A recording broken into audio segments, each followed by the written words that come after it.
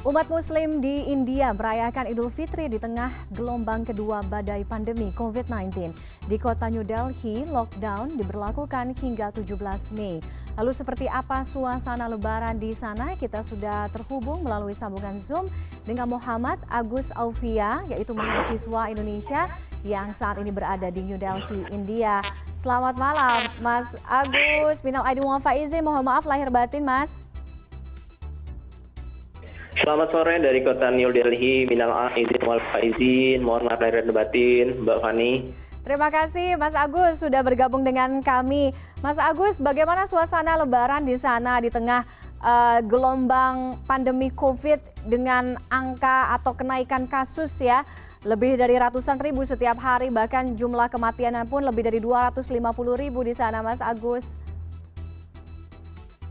Iya, saat ini saya sedang berada di kota New Delhi dan kita sejak 20 April sudah dilaksanakan lockdown, sudah beberapa kali perpanjangan dan terakhir pemerintah menyatakan 17 Mei kita akan melaksanakan lockdown dan sepertinya ada kemungkinan ini akan diperpanjang walaupun saat ini kasusnya terlihat melandai tapi angka kematian masih dikatakan terbilang tinggi, Mbak Fani. Oke, tadi Mas Agus sampaikan bahwa sebenarnya lockdown ini sudah dimulai sejak bulan April ya, kalau nggak salah tadi tanggal 20, kemudian ada perpanjangan, begitu juga dengan sekarang. Artinya kemarin begitu ketika ada di masa-masa Ramadan, seperti apa Mas Agus? Ya, betul sekali. Pada saat Ramadan, bahkan hingga sekarang ya, karena memang peraturan lockdown adalah kita tidak bisa pergi keluar rumah, kecuali hanya untuk membeli keperluan makanan misalnya, ya, mau membeli beras, buah-buahan, sayuran, sehingga pelaksanaan sholat tarawih, termasuk juga berpuasa, dan juga sekarang sholat Idul Fitri, kami laksanakan di rumah, begitu juga teman-teman saya, mahasiswa India ya, yang ada di beberapa kota lainnya. Oke, artinya pun sekarang aktivitas sangat terbatas.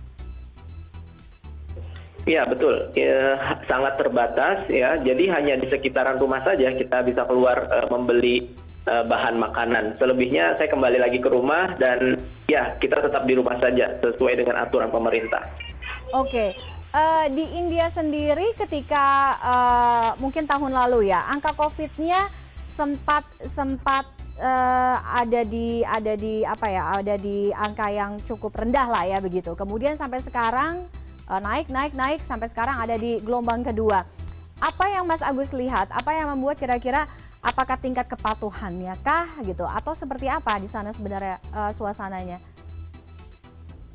Betul sekali. Jadi perbandingan antara gelombang 1 dan gelombang 2, di gelombang 1 kasus tertingginya kita di angka 100 ribuan ya, 150 ribu. Dan sekarang angka tertinggi ya, peak istilahnya kasus tertingginya puncaknya itu mencapai 412 ribu kasus. Ya. Dan yang kita rasakan memang pada saat melewati gelombang 1 tersebut, masyarakat India merasa sudah menang gitu ya. Dan akhirnya mereka abai.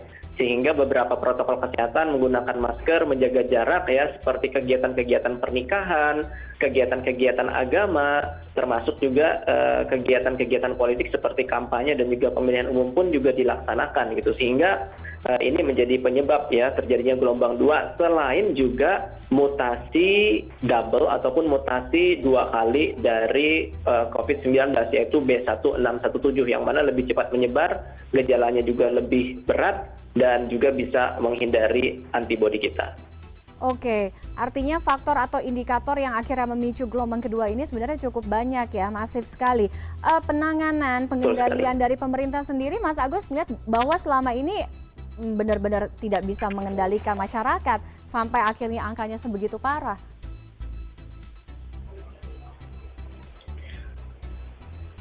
Iya, jadi pemerintah benar-benar bisa dikatakan terkejut ya pada saat terjadi lonjakan kasus di gelombang kedua yang benar-benar luar biasa. Sehingga sebagaimana yang kita lihat fasilitas kesehatan pun ya, bahkan krematorium pun akhirnya overload ya, ataupun melebihi dari batasnya. Ada yang dirawat di luar rumah sakit, sehingga bahkan ada yang meninggal dunia, dan kita melihat antrian dari krematorium sampai dibuat juga tempat krematorium di outdoor gitu ya, ataupun di luar ruangan.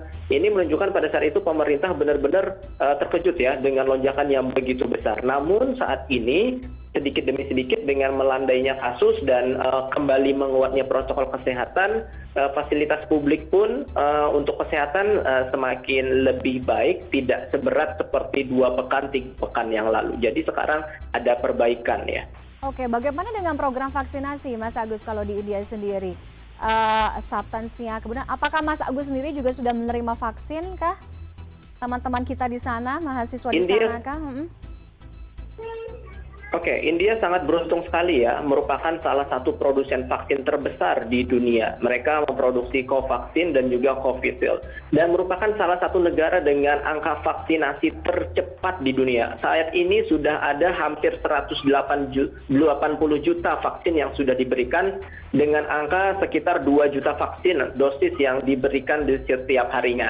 Adapun untuk vaksin kepada kami, masyarakat di atas 18 tahun, termasuk juga mahasiswa asing ataupun warga asing, sudah dibuka dengan mendaftar di aplikasi online. Hanya saja memang saat ini distribusinya masih belum merata di beberapa kota besar ya. Dan saya pribadi belum berani untuk mendaftar ya, karena masih melihat kasus yang lebih tinggi. Saya pribadi ingin menunggu sampai kasus ini benar-benar semakin menurun untuk kasusnya COVID-19 ya gitu, agar lebih aman saja bagi saya dan juga keluarga. Oke, jadi Mas Agus pribadi belum mendapatkan suntikan ya? Iya. Oke. Terakhir Mas Agus, apa yang ingin disampaikan di Hari Raya Idul Fitri? Kalau boleh tahu, sudah berapa lama ada di New Delhi? Saya sejak 2013 bulan Agustus. Ya. Oke, sudah 2013 berarti 8 tahun. Oke, 8 tahun.